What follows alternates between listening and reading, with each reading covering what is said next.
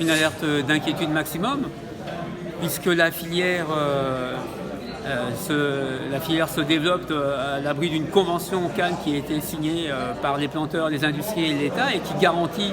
l'environnement institutionnel et notamment les aides qui sont nécessaires à la filière pour continuer à survivre, et que nous apprenons un peu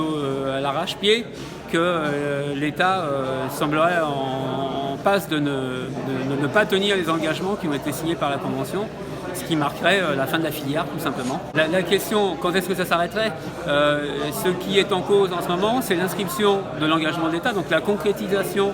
de l'enveloppe qui a été prévue pour faire face à la fin des quotas dans le budget 2020. C'est ça qui est en cause. En l'absence de cette enveloppe,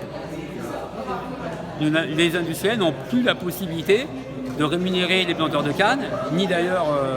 d'ouvrir des sucreries, puisqu'avec 30 millions ou 35 millions d'euros de pertes, il y a un problème de fond, c'est que l'équilibre financier du modèle non seulement n'est plus garanti, mais ne permet plus d'envisager la continuité de cette filière. Et d'ailleurs, l'État le sait, puisque la justification qui avait été donnée par l'État à l'Union européenne, qui devait approuver la mise en place de l'aide d'État il y a 2 ans, c'était que cette aide était absolument nécessaire